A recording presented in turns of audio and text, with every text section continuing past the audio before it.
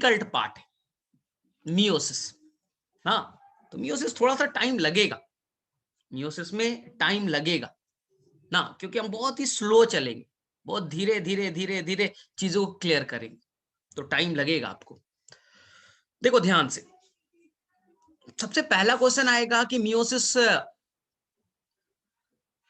कहां होता है, तो आपका बड़ा सिंपल सा आंसर है, बहुत सिंपल सा आंसर है, मियोसिस केवल गैमेट्स बनाने के काम में आता है। आपके अंदर में पूरे बॉडी में कहां पास मियोसिस होगा, उसका बहुत ही सिंपल सा आंसर है कि अगर कोई मेल है, वो मेल गैमेट्स बनाना चाहता है, स्पर्म बनाना चाहता है, तो स्पर्म बनाने के लिए उसे मियोसिस से गुजरना पड़ेगा। अगर कोई फीमेल है और वो ओवम बनाना चाहती है, वो फीमेल गैमेट्स बनाना चाहती है, तो उसे मियोसिस से गुजरना पड़ेगा। बस एक मेल में केवल बच्चा स्पर्म बनाने के लिए और फीमेल में ओवम बनाने के लिए, यानी टेस्टिस और ओवरी में केवल मियोसिस चल रहा है, टेस्टिस के अंदर और ओवरी के अंदर मियोसिस हो रहा है। बाकी बच्चा लीवर, किडनी, स्किन, बॉडी के हर जगह पे बेटा माइटोसिस चल रहा है, माइटोसिस चल रहा है। सेकेंड, सर मियोसिस क्यों करना चाहते हो? सर फायदे, सिग्निफिकेंस, तो मैंने बोला बच्चा कि हम लोग सेक्सुअल रिप्रोडक्शन से ग्रो कर रहे हैं, जो भी एनिमल्स है, प्लांट है, सेक्सुअल रिप्रोडक्शन करना पसंद करता है। तो सेक्सुअल रिप्रोडक्शन में क्या होते हैं, जैसे मेरे अंदर में जो क्रोमोसोम का नंबर है वो 46 है, हम डिप्लॉयड है 2n इज 46, 2n इज 46, ध्यान से देखिए 2n इज 46 ना, ध्यान से देखिए। तो ये सेल बच्चा अब जाना चाहता है मियोसिस में, तो आपको मैंने पिछले क्लास में बहुत अच्छे से बताया था कि मियोसिस में सेल 2 बार डिवाइड करेगा, मियोसिस में ये सेल बेटा 2 बार डिवाइड करेगा, इसे हम लोग डबल डिवीजन कहते हैं। माइटोसिस में सेल केवल एक बार डिवाइड करता था, सिंगल डिवीजन।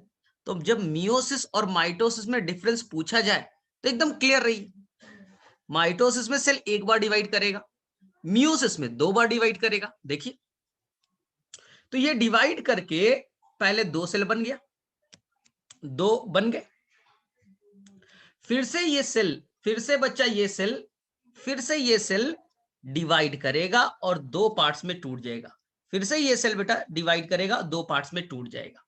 देख लीजिए 2 पार्ट्स में टूट गया।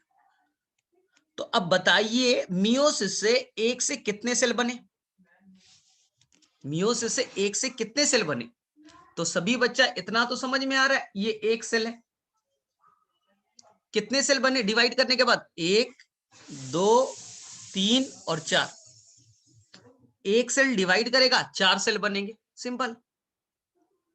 सेल कितने बार डिवाइड किया? 2 बार, एक बार ये वाला सेल डिवाइड करके ये बना, फिर ये सेल डिवाइड करके ये और ये बन गए, तो एक सेल को 2 बार डिवीजन में जाने की जरूरत पड़ी, तो नाम पड़ा डबल डिवीजन, सिंपल।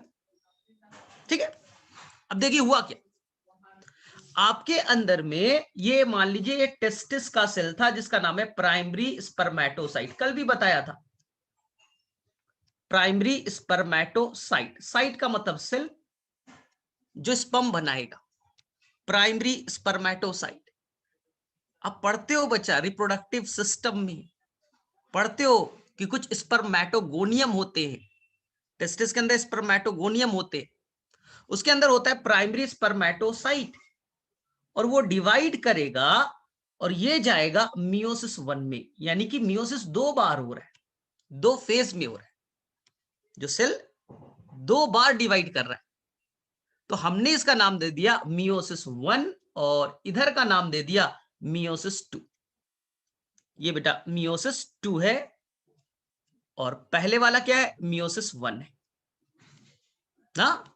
तो ध्यान से, तो सेल सबसे पहले मियोसिस 1 में जाएगा तो अपने क्रोमोसोम को हाफ कर लेगा। देखिए टोटल 46 थे, तो मियोसिस 1 में क्रोमोसोम नंबर हो जाएंगे 23।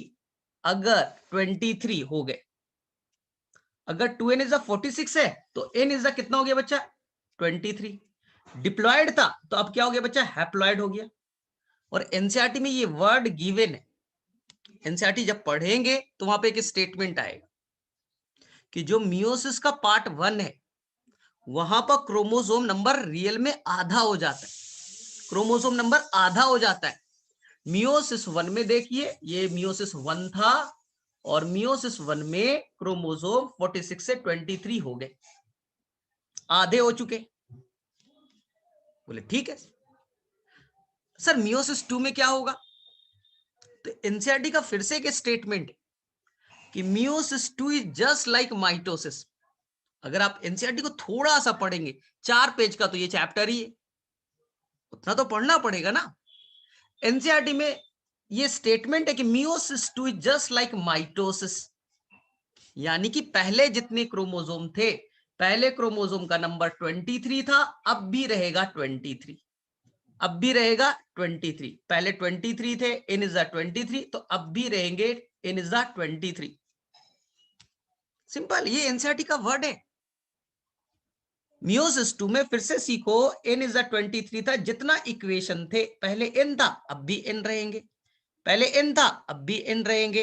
क्रोमोसोम कितना था? 23, पहले 23 थे, अब भी कितने हैं? 23, 23 हो गया।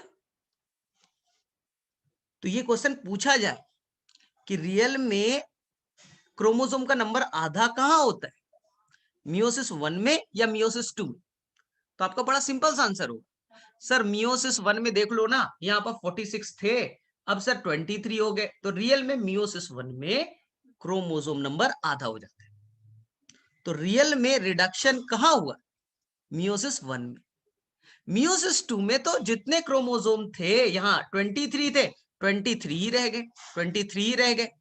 तो ये तो बेटा माइटोसिस की तरह निकला, क्रोमोसोम का नंबर प्लॉइडी लेवल, यानी प्लॉइडी लेवल मतलब एन का नंबर, पहले भी एन थे, अब भी एन रहेंगे, यही हो गया। सेकेंड, सर फायदा क्या हुआ मियोसिस करने से? सभी बच्चों को मालूम, मियोसिस करने से सबसे अच्छा जो बेनिफिट है आपको मालूम है, ये आपके, मान लीजिए ये आपके फादर है और ये मदर है, एक ही चीज से कहानी समझ में आ जाएगी। फादर के अंदर में क्रोमोसोम थे 2n इज 46, 2n इज 46, आपकी मम्मी में था 2n इज 46, मम्मी में भी 46, पापा में भी 46, अब आप में भी 46 आना चाहिए। सेक्सुअल रिप्रोडक्शन में 2 पेरेंट्स चाहिए ना, एक मेल एक फीमेल, दोनों आपस में क्या करेंगे? क्रॉस करेंगे, दोनों फ्यूज करेंगे और उससे बच्चा नया ऑफस्प्रिंग बनेगा। तो सोचो ना, अगर आपके पापा में 46 क्रोमोसोम है, मम्मी में 46 क्रोमोसोम है, स्पर्म में 46 आ जाए, ओवम में 46 आ जाए, तो फर्टिलाइजेशन के बाद आपके अंदर 92 हो जाएगा, आपके अंदर 92 हो जाएगा ना, आपका क्रोमोसोम डबल हो जाएगा, ये गड़बड़ होने का डर है। इसलिए आपके अंदर भी 46 ही आए तो कैसे करें? तो सबसे अच्छा तरीका है कि आपके अंदर में पहले पापा के साइड से आप मियोसिस करा दो, और यहां 2n है तो इसको n कर दो, 46 है 23 कर दो, ये स्पर्म के अंदर हो गया ऐसा। मम्मी के अंदर कितना है? 2n है, तो आप क्या बनो? ओवम बना दो, ओवम के अंदर में 2n है तो यहां n कर दो, यहां 46 है यहां 23 कर दो, आधा कर दीजिए पहले, क्योंकि अब आप करने वाले हो फर्टिलाइजेशन। फर्टिलाइजेशन में स्पर्म ओवम फ्यूज करेगा तो दोनों साइड से 23 आ जाएंगे, तो आप हो जाओगे n और n 2n हो जाओगे और 46 हो जाओगे। इसलिए आपके अंदर क्रोमोसोम का नंबर 46 ही रहे ना, इसलिए हमने मियोसिस किया, मियोसिस किया। अगर मियोसिस नहीं होता, सोचिए बेटा, मियोसिस अगर नहीं होता तो क्रोमोसोम आधा नहीं होते, स्पर्म में आधा नहीं होते, ओवम में आधा नहीं होते, तो स्पर्म ओवम तो जुड़ना है, तो आपके अंदर क्रोमोसोम डबल हो जाता। इसलिए मियोसिस का मेन काम अगर पूछा जाए तो आंसर यही लिखिएगा कि क्रोमोसोम नंबर को कांस्टेंट रखने के लिए मेरे अंदर 46 ही रहे, इसलिए मैं क्या करूंगा, जब मैं स्पर्म बनाऊंगा तो 23 कर दूंगा, मियोसिस से आधा करूंगा। फीमेल उसके अंदर 46 है, वो भी आधा करेगी 23, तब जो बच्चा होगा तो उसके अंदर में 46 वापस से रीगेन कर जाएगा, अदरवाइज क्या होता 92 हो जाते ना, तो क्रोमोसोम का नंबर डबल हो जाता। इसलिए पहले आधा कीजिए, 2n से n कर दीजिए मियोसिस, 2n से n कीजिए मियोसिस, फिर फर्टिलाइजेशन कीजिए। फर्टिलाइजेशन क्या कर रहा है देखिए, n को जोड़ करके 2n में कन्वर्ट कर रहा है। इसलिए एक बार नीट में ये क्वेश्चन भी आया था ना, कि ये बताइए 2n को n में कौन कन्वर्ट कर रहा है, 2n को n में कौन कन्वर्ट कर रहा है, इसका आंसर बताइए। तो बोले भाई एक ही प्रोसेस है, 2n को n में कन्वर्ट करना है, डिप्लॉइड को हैप्लॉइड में कन्वर्ट करना है, क्रोमोसोम के नंबर को आधा करना है, एक ही प्रोसेस है जिसका नाम मियोसिस है। बस एक ही प्रोसेस दुनिया में है जो 2n को n में कन्वर्ट कर पाएगा। और एनसीईआरटी में ये भी लिखा है कि अगर कुछ n है उसको 2n में कैसे कन्वर्ट कीजिएगा, कोई सेल है उसमें n है तो उसको 2n में कैसे कन्वर्ट करें, तो उसका तरीका है कि आप दो n वाले को आपस में जोड़ दीजिए, फ्यूज करा दीजिए। फर्टिलाइजेशन क्या करता है, n वाले सेल को 2n में कन्वर्ट करता है। देख लीजिए फर्टिलाइजेशन से क्या होता है, जो n वाला सेल है वो 2n में कन्वर्ट हो जाएगा, और मियोसिस क्या करता है, जो 2n है उसे n में कन्वर्ट करता है। इसलिए एक क्वेश्चन बना था, और एनसीईआरटी में स्टेटमेंट है ना, तो बन ही जाएगा कि मियोसिस का अपोजिट वर्ड क्या है, तो बच्चे लोग माइटोसिस करके आ गया। क्वेश्चन ये था कि मियोसिस का अपोजिट वर्ड क्या होता है, बच्चा को क्या है बस पढ़ता है नहीं, बस लिख दिया माइटोसिस। किसी के दिमाग में यही चलता है, ओ मियोसिस का उल्टा माइटोसिस, गलत। मियोसिस का मेन काम क्या है, वो डिप्लॉयड को हैप्लॉयड में कन्वर्ट करता है ना, मेन काम तो ये है, डिप्लॉयड को हैप्लॉयड में कन्वर्ट करना। और फर्टिलाइजेशन का काम क्या है बताइए, फर्टिलाइजेशन का ये काम है कि n को फ्यूज करा दीजिए, दो n को फ्यूज करा दीजिए और 2n में कन्वर्ट कर दीजिए। फर्टिलाइजेशन में फ्यूजन होता है, n वाला सेल कन्वर्ट हो जाता है 2n में। तो मियोसिस का अपोजिट वर्ड फर्टिलाइजेशन है, ना कि माइटोसिस है। ये क्वेश्चन आपको मिलेगा नीट का, जब क्वेश्चन पेपर आप बनाइएगा तो ये क्वेश्चन आपको मिलेगा कि मियोसिस का उल्टा वर्ड क्या है। और 99% बच्चा, ये चैलेंज है बच्चा, वो करेगा माइटोसिस करेगा, क्योंकि दिमाग में यही सेट है, ओ मियोसिस माइटोसिस उल्टा होते। नहीं, मियोसिस तो आधा करना है क्रोमोसोम को, और फर्टिलाइजेशन आधे को डबल करना है, बस यही तो कहानी है। तो आप थोड़ा सा रेडी हो जाओ कैसे हम लोग मियोसिस करने वाले हैं। तो मैं एक इंट्रो केवल दे रहा हूं, आज का जो क्लास होगा वो पूरा बच्चा मियोसिस का पूरा इंट्रो पार्ट हम लोग कवर करेंगे ना, पूरा इंट्रो पार्ट कवर करेंगे, फिर डिटेल में हम लोग लिप्टोटीन जाइगोटीन बाद में जाएंगे। लेकिन एक जो दिमाग में तुम्हारा डर बैठा हुआ है कि मियोसिस 1 में क्या होता है, मियोसिस 2 में क्या होता है, एनाफेज 1 में क्या होता है, एनाफेज 2 में क्या होता है, आधे बच्चे इसी में कंफ्यूज होते हैं। तो इसका एक क्लियर आइडिया लगाया जाए, ठीक है, थोड़ा सा आराम से चलेंगे, एक इंट्रो पार्ट को अच्छे से करेंगे, फिर बच्चा उसी को डिटेल से करेंगे, क्योंकि एक बार दिमाग में बैठना जरूरी है चीजें। चलो ठीक है, तो थोड़ा सा रेडी हो जाओ और अपने बारे में सोचो, चीजें आसान लगेगी। तो ध्यान से सुनना, देखो ध्यान से एकदम, मान लीजिए ये बच्चा आपके फादर के साइड से स्पर्म आया, ये आपके पापा के साइड से स्पर्म आया। इस स्पर्म के अंदर में, इस स्पर्म के अंदर में एक क्रोमोसोम और ये एक क्रोमोसोम, दो क्रोमोसोम। मान लीजिए बच्चा 23 बनाना पॉसिबल नहीं था, 23 बहुत लंबा टाइम लग जाता, इतना जगह भी नहीं स्क्रीन पे। और एनसीईआरटी ने भी ऐसे ही बनाया, एनसीईआरटी ने भी बेटा ऐसे ही बनाया, इसलिए मैं एनसीईआरटी की फिगर बना रहा हूं। तो स्पर्म के अंदर में, जिसे आप मेल गैमेट्स कहते हो, उसके अंदर कितने क्रोमोसोम है, दो। मान लीजिए किसी ऑर्गेनिज्म के अंदर स्पर्म में दो क्रोमोसोम, ये है ओवम, फीमेल गैमेट्स, कितने क्रोमोसोम है, आंसर दो। जो मैं बोलूंगा बहुत ध्यान से सुनना, स्पर्म के अंदर जितने क्रोमोसोम पाए जाते हैं, स्पर्म के अंदर जितने क्रोमोसोम, यहां दो बनाया, कहीं पर 100 भी बना सकते हो। ह्यूमन बीइंग में 23 होते हैं, इंसान के अंदर 23 होते भाई, ठीक है। तो मैं उसे कहता हूं बच्चा वन सेट। जितना क्रोमोसोम मौजूद है स्पर्म में उसे वन सेट कहा जाता है। इसी को आप वर्ड कहते हो एन वर्ड। एन यही है बच्चा, एन वही है कि एक सेट है। स्पर्म के अंदर जितने क्रोमोसोम है, यहां पर 2 क्रोमोसोम है तो 2 क्रोमोसोम को वन सेट कहेंगे, 2 क्रोमोसोम को वन सेट कहेंगे। अगर ह्यूमन बीइंग का ले लेते तो सर ह्यूमन बीइंग में तो 23 क्रोमोसोम होते हैं, तो 23 chromosome is known as one set. इसलिए आप लिख देते हो बेटा धड़ल्ले से एन इज 23। अब समझ में आया? स्पर्म के अंदर में जितने क्रोमोसोम है सभी क्रोमोसोम को मिला करके वन सेट कहेंगे। जैसे इंडियन क्रिकेट टीम, तो क्या एक प्लेयर है? बोले नहीं सर 11 प्लेयर है। तो आप बोलते हो ना कि इंडियन क्रिकेट टीम, वो एक सेट है, उसके अंदर में 11 प्लेयर है। अब कबड्डी का है तो उसके अंदर में हो सकता है बेटा प्लेयर का नंबर 8 हो, तो कबड्डी का जो टीम है एक सेट में कितने 8 है। टेबल टेनिस खेल रहे हो, लॉन टेनिस खेल रहे हो, तो उसमें क्या होते हैं बेटा, क्या सब में 11 होते हैं? नहीं। अब टेनिस खेल रहे हो भाई, तो मालूम उसमें एक सेट में कितने लोग हैं? 2 ही लोग हैं। तो सेट का मतलब फिक्स मत कर लीजिए सर। सेट कहने का मतलब है कि स्पर्म के अंदर जितने क्रोमोसोम होंगे उसे वन सेट कहेंगे।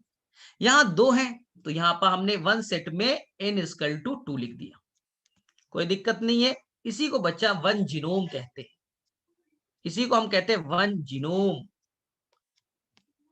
आया समझ में? ध्यान से।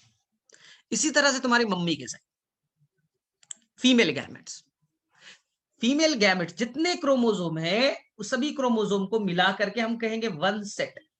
और सेट को हम लोग रिप्रेजेंट करते हैं इन वर्ड से। यहां पर कितना सेट है? एक सेट है, 1n है। इसी को आप बच्चा कहते हो हैप्लॉइड। इसी को आप क्या कहते हो? हैप्लॉइड कहते हो। और यहां पर लिख देता हूं in is the how many chromosome, answer is 2। Answer is 2।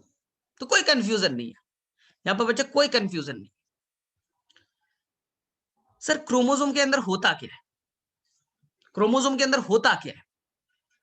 तो क्रोमोसोम के अंदर जो मैं बना रहा हूं ध्यान से सुनिएगा। क्रोमोसोम के अंदर बच्चा ये रेड वाला एक डीएनए, एक क्रोमोसोम में एक डीएनए का धागा होता है। डीएनए पढ़ा है ना, डबल स्टैंडर्ड डीएनए जो होता है ना, बस एक क्रोमोसोम में डीएनए का एक धागा है, ठीक। तो अब बताइए यहां भी बच्चा आपके फीमेल साइड में ओवम में 2 क्रोमोसोम थे, तो हर क्रोमोसोम में डीएनए का एक एक धागा मौजूद है। अब जो मैं बोलूंगा ध्यान से सुनना। इस स्पर्म के अंदर में जो बच्चा ये स्पर्म है ना, स्पर्म लिख देता हूं कि कंफ्यूजन ना हो। इस स्पर्म के अंदर में जितना डीएनए, जितना बेटा डीएनए, कितने डीएनए? 2 डीएनए। क्रोमोसोम 2 है, हर क्रोमोसोम में एक एक डीएनए बैठा हुआ है। जितना बेटा डीएनए का अमाउंट है, डीएनए का अमाउंट कितना है? 2। जितना बेटा डीएनए का अमाउंट है उसी को कहते हैं बेटा 1c। सी का मतलब होता है अमाउंट ऑफ डीएनए और एन का मतलब होता है सेट ऑफ क्रोमोसोम।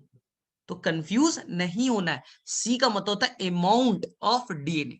तो डीएनए के 2 धागे थे, अब डीएनए का जितना वेट होगा वही बेटा सी वैल्यू कहलाता है ना। तो यहां पर 1c मतलब अमाउंट ऑफ डीएनए हो गया। ये आगे में काम आएगा, कंफ्यूजन नहीं होना है। अमाउंट को सी वर्ड से रिप्रेजेंट करेंगे। अब चलिए फीमेल के साइड, ओवम। ओवम में भी कितने धागे सर? एक सेट में कितने डीएनए?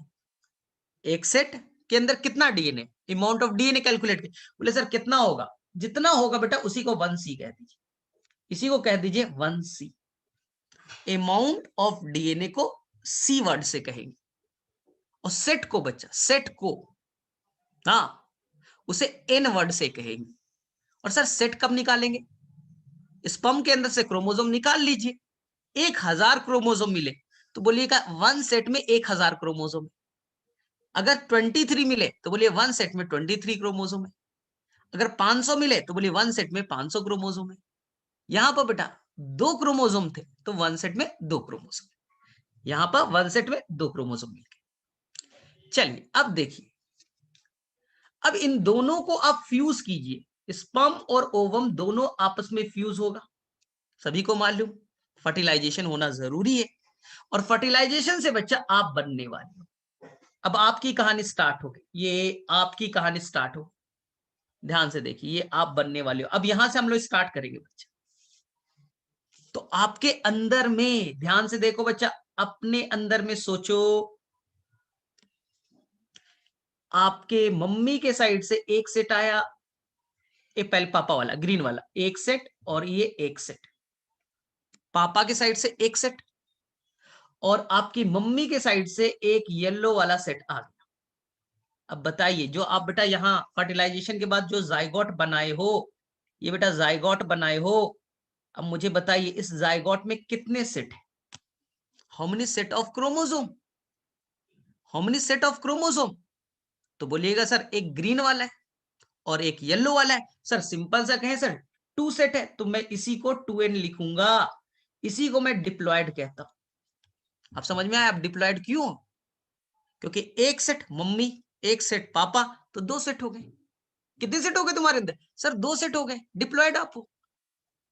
तो 2n is how many chromosome? 1 2 3 और 4, 4 क्रोमोसोम। n इज 2 था, तो 2n इज 4 हो गया।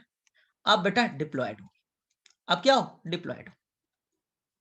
ध्यान से देखो, और अमाउंट ऑफ डीएनए अब बताओ तो कितना है? अमाउंट ऑफ डीएनए कितना होगा जाइगोट में? ओवम में 1c, स्पर्म में 1c, तो जाइगोट के अंदर कितना है? तो answer is the 2c। Amount of DNA is 2c। Set 2n, amount of DNA 2c। तो यहां तक आपको एकदम क्लैरिटी है, कोई कंफ्यूजन नहीं। आपके जाइगोट में 2 सेट है, एक मम्मी से एक पापा से, 2 सेट, ठीक है ना? अगर इंसान की बात करें तो स्पर्म में 23 थे, एक सेट, ओवम में 23 थे, एक सेट, तो आपके जाइगोट में 2 सेट, तो 2 सेट में कितने क्रोमोसोम हो गए? 46। एक सेट में था 23, तो 2 सेट में था 46। मम्मी से जितना डीएनए मिला, ओवम से जितना डीएनए मिला 1c, स्पर्म से जितना डीएनए मिला 1c, तो आपके जाइगोट में कितना डीएनए? सर 2c है। अमाउंट ऑफ डीएनए कितना है? 2c। अब तौल ओल करके मैंने देखा नहीं कितना पिकोग्राम माइक्रोग्राम है, मैंने मान लिया बच्चा कि अमाउंट है 2c। अब ये सेल ध्यान से सुनना है, इसी सेल को आज से बच्चा, इसी सेल को हम लोग कंपैरिजन करेंगे। ये तुम्हारा बच्चा यही रेफरेंस पॉइंट है, यही रेफरेंस पॉइंट है। तुम्हें मानना है इसी जायगोट से इम्ब्रियो बना, इसी से बेटा टेस्टिस बना, और इसी से बेटा प्राइमरी स्पर्मेटोसाइट बन गए, इसी से बेटा प्राइमरी स्पर्मेटोसाइट बन गया। यानी इस सेल को अब मियोसिस में जाना है। ये आपके टेस्टिस का एक सेल बन चुका है।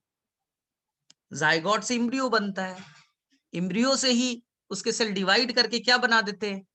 टेस्टिस। टेस्टिस में क्या बनेगा? स्पर्मेटोगोनियम। उसके अंदर क्या बना? स्पर्मेटोसाइट। तो यही है बच्चा आपका प्राइमरी स्पर्मेटोसाइट। इसी को मियोसिस में जानना है, याद रखिएगा, इसी को बच्चा, यही है प्राइमरी स्पर्मेटोसाइट, इसी को मियोसिस में जानना है, एकदम ध्यान से। तो जब भी आप मियोसिस में जाते हैं, माइटोसिस में जाते हैं, तो पहले तैयारी करते हैं, पहले उस सेल को तैयारी करना है।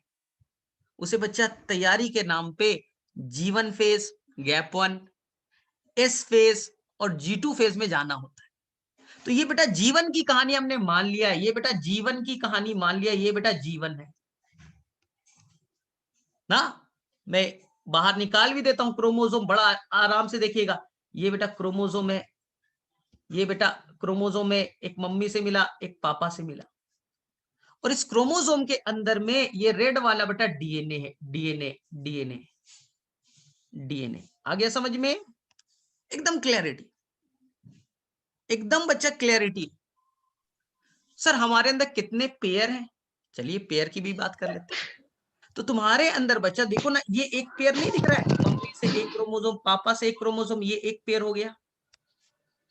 ये बेटा मम्मी से एक क्रोमोसोम, पापा से एक क्रोमोसोम, ये एक पेयर हो गया। बताइए तो इस सेल के अंदर में कितने पेयर ऑफ क्रोमोसोम है, बताओ। इसके अंदर बेटा कितने पेयर ऑफ क्रोमोसोम है? तो बोले सर 2 पेयर है। सर 2 पेयर है। इसे बेटा, इसी को हम लोग कहते हैं होमोलोगस पेयर। जो इतना पढ़ते हो ना, होमोलोगस पेयर। तो एक मम्मी एक पापा से जो क्रोमोसोम आया, उसी से एक पेयर बना। पेयर बेटा, तो टोटल पेयर कितने होते हैं सर? तो ऐसा करो, एक फार्मूला अभी से निकाल लेते, एक फार्मूला निकाल लेते। सर एक सेल में कितना पेयर होता है? तो टोटल क्रोमोसोम बाई 2 कर दो। जितनी सेल में क्रोमोसोम है उसको 2 से डिवाइड कर दीजिए, टोटल होमोलोगस पेयर बन जाएगा। जैसे तुम्हारे अंदर 46 क्रोमोसोम है ना, 46 है, तो बेटा उसको 2 से डिवाइड कीजिए, 23 होमोलोगस पेयर होगा। 23 होमोलोगस पेयर होगा। तो कभी कंफ्यूज नहीं होना है।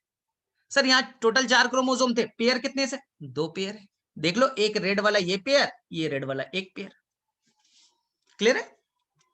कहीं कहीं पे बेटा इस चैप्टर में एक वर्ड आएगा, बाईवैलेंट।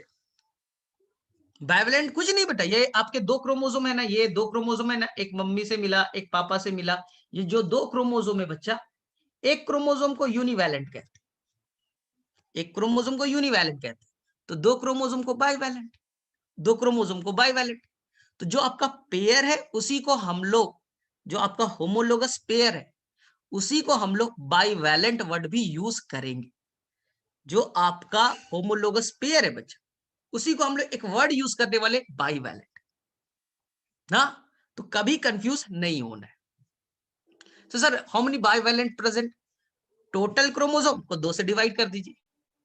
आपके अंदर 46 क्रोमोसोम है, 2 से डिवाइड करो, 23 बाईवैलेंट, 23 होमोलोगस पेयर आ गया। चलिए ठीक है। अब इस सेल को जाना है बेटा एस फेज में। बड़ा इंपॉर्टेंट फेज है एस फेज। एस फेज में क्या होगा, ध्यान से सुनना जो मैं बोलूंगा। जीवन के बाद आएगा एस फेज, ध्यान से बच्चा। इस फेज में क्या होता है, जो ग्रीन वाला क्रोमोसोम जो आपने पापा से लिया था, वो बच्चा एक एक्स्ट्रा अपना आर्म्स बनाएगा, क्रोमैटिड्स बना लेगा। जो आपने पापा से क्रोमोसोम लाया था उसमें बेटा एक ही डंडी थी, एक ही आर्म्स था। आर्म्स को क्रोमैटिड कहते हैं। अब बच्चा इस फेज में क्या हुआ, उस क्रोमोसोम के 2 आर्म्स बन गए। वो बच्चा 2 क्रोमैटिड वाले क्रोमोसोम बन गए। देख लीजिए, पापा से आपने 2 हरा वाला क्रोमोसोम लिया था, हर क्रोमोसोम के 2 क्रोमैटिड्स बन गए, पहले एक ही थे। इसी तरह से मम्मी से आपने येलो वाला लिया, तो मम्मी से जो लिया बच्चा वो भी 2 आर्म्स वाले बन गए, 2 क्रोमैटिड वाला बन गया। तो मैं कंफ्यूजन ना हो, ऊपर में बना देता हूं, ध्यान से लॉजिकल चलिएगा। पापा से जो क्रोमोसोम आया उसके बेटा 2 क्रोमैटिड्स बन गए। एक क्रोमैटिड ये दिखा, अब बना रहा हूं यहां बेटा 2। बाद में एक वर्ड आएगा बेटा सिस्टर क्रोमैटिड, कंफ्यूज नहीं होना है। हरे वाले क्रोमोसोम में कितने आर्म्स है, कितने क्रोमैटिड है? सर 2। दोनों आपस में जुटे हैं ना, तो ये दोनों क्रोमैटिड आपस में सिस्टर क्रोमैटिड कहलाएगा। तुम्हारे दोनों हाथ, तुम एक क्रोमोसोम हो, तुम्हारे पास 2 हाथ है, एक इंसान का दोनों हाथ आपस में कैसा है, सिस्टर क्रोमैटिड। इसी तरह से येलो वाला क्रोमोसोम जो आपकी मम्मी के साइड से है, इस क्रोमोसोम में भी कितने क्रोमैटिड? Sir 2 chromatid, 2 chromatid. तो येलो येलो वाला आपस में कैसा है बच्चा, सिस्टर क्रोमैटिड, सिस्टर क्रोमैटिड। और हरा वाला और पीला वाला बच्चा आपस में कैसा है, मेरे 2 हाथ, ये हाथ, और यहां पास कोई बच्चा है उसके हाथ, मेरा हैंड, मेरा क्रोमैटिड, आपका hand. Non sister chromatid, non sister chromatid. मेरे दोनों हाथ आपस में सिस्टर क्रोमैटिड, आपके दोनों हाथ सिस्टर क्रोमैटिड। मेरा हाथ और आपका हाथ, ये भी तो क्रोमैटिड हो गए ना आपस में, तो नॉन सिस्टर क्रोमैटिड। चलिए वापस से देखिए, तो इस फेज में क्या हुआ, यहां पर बच्चा कंफ्यूज होता है, तो ध्यान से सुनिए। इस फेज में हुआ क्या, ध्यान से। इस फेज में जो आपके क्रोमोजोम है उसके 2 क्रोमैटिड बन गए, और हर क्रोमोजोम में, हर क्रोमैटिड में बच्चा एक एक डीएनए का धागा है। एक धागा यहां, एक धागा यहां, 2 धागे, हर क्रोमैटिड में डीएनए के एक एक धागे मौजूद है। तो अब बताइए बच्चा लोग, यहां डीएनए के कितने धागे हैं, इस फेज में डीएनए के कितने धागे हो गए? तो बोलेंगे सर क्रोमोजोम सर 4 हैं, हर क्रोमोजोम के 2-2 हैंड है सर। सर 8 क्रोमैटिड है तो 8 डीएनए होगा। तो सोचिए बच्चा, यहां पर डीएनए के कितने मॉलिक्यूल है? 8 है। 8 हो गए। डीएनए के धागे कितने? 8। पहले कितना था सर? हर क्रोमोसोम के तो एक एक क्रोमैटिड्स थे ना, तो हर क्रोमोसोम के एक ही क्रोमैटिड थे, तो 4 क्रोमोसोम थे, 4 क्रोमैटिड्स थे। तो सर डीएनए का अमाउंट तो सर 4 ही होगा ना। अगर डीएनए का अमाउंट बेटा 4 है, 2C बेटा, अमाउंट कितना है? 2C। 4 डीएनए मतलब 2C।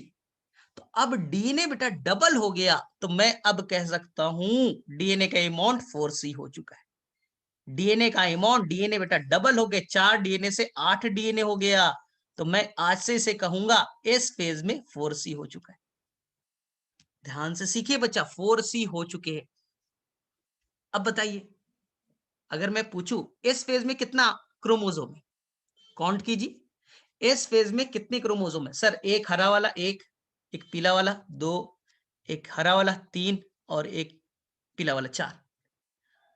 पहले कितना था? जीवन में कितने क्रोमोसोम थे? सर 1 2 3 और 4, 2 मम्मी से 2 पापा से। तो बेटा इस फेज में भी क्रोमोसोम 4 ही है, इसमें भी बेटा क्रोमोसोम का नंबर 4 है। और पहले भी कितना था? देखो बेटा 4 ही था। क्रोमोसोम का नंबर डबल नहीं हो रहा है, क्रोमोसोम का नंबर डबल नहीं हो रहा है, डीएनए का अमाउंट डबल हो रहा है, क्योंकि उस क्रोमोसोम में अब 2 क्रोमैटिड्स बन चुके, 2 क्रोमैटिड्स बन चुके। तो नंबर ऑफ क्रोमोसोम अभी भी सेम है, 2n इज द 4, लेकिन अमाउंट ऑफ डीएनए डबल हो चुके।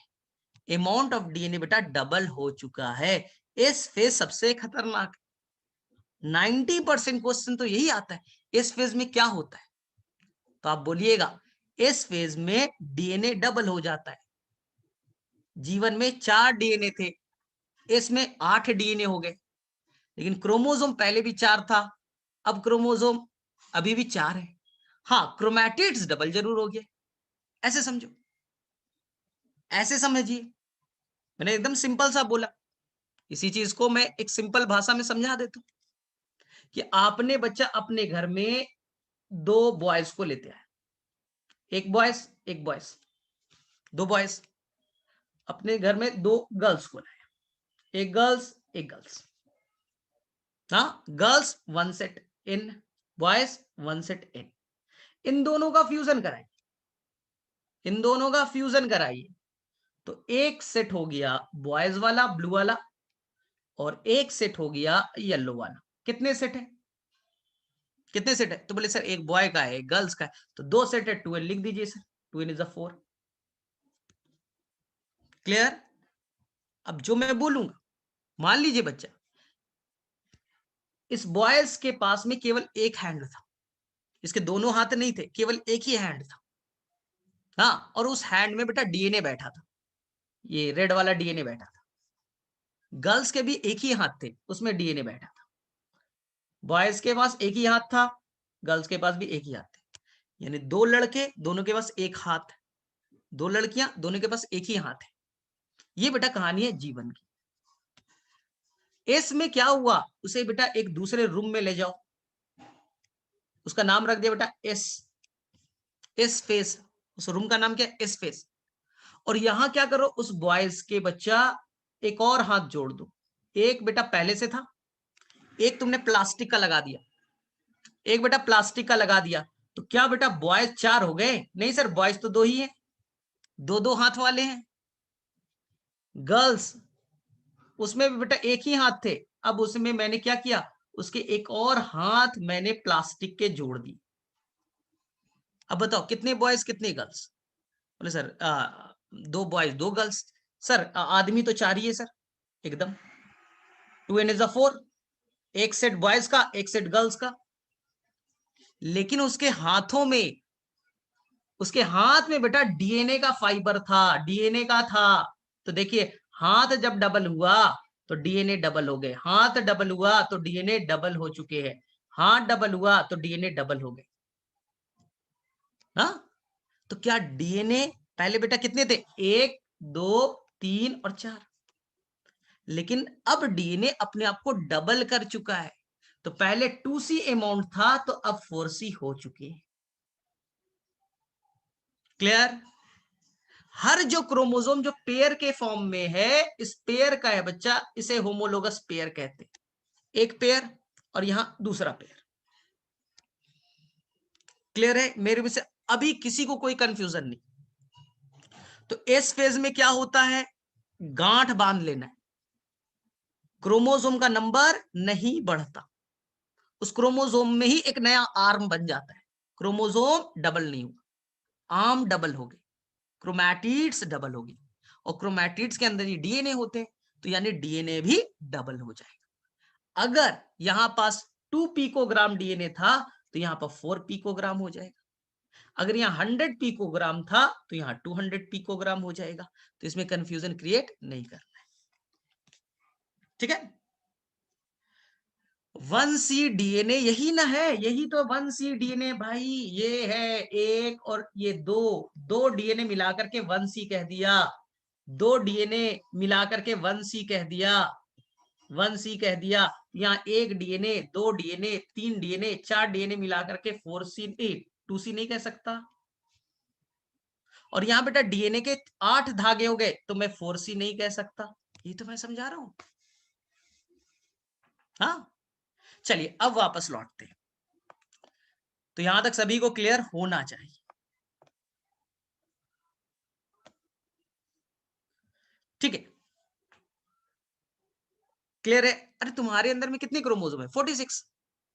एक मम्मी से आया एक पापा से आया, मिलकर के एक पेयर बने, होमोलोगस पेयर।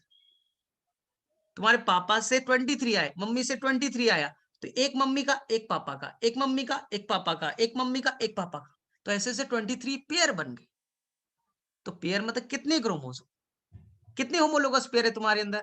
तो बोले सर टोटल क्रोमोसोम है 46, 2 से डिवाइड कर दीजिए 23 पेयर। यहां क्रोमोसोम थे इस सेल के अंदर में 4, तो पेयर कितने बने? एक पेयर ये है और एक पेयर ये है, 2 पेयर है, हो गया। ठीक है? अब देखिएगा ध्यान से, जो मैं वर्ड बोल रहा हूं उस पर फोकस कीजिए। ये बताइए, ये बेटा एक पेयर है, ये एक पेयर है। इस पेयर के अंदर में एक होमोलोगस पेयर यही है बच्चा, एक पैटर्न है पापा के साइड से एक मम्मी के साइड से, ये एक पेयर है। इस पेयर के अंदर में कितने क्रोमैटिड्स हैं? काउंट करके बताइए।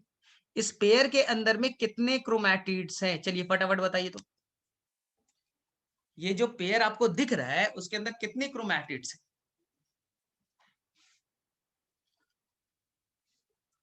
इस पेयर के अंदर कितने क्रोमैटिड्स हैं? अरे बोलो तो कम से कम। एक क्रोमैटिड्स ये, एक क्रोमैटिड्स ये, दो, एक क्रोमैटिड्स ये, तीन, एक क्रोमैटिड्स ये, 4।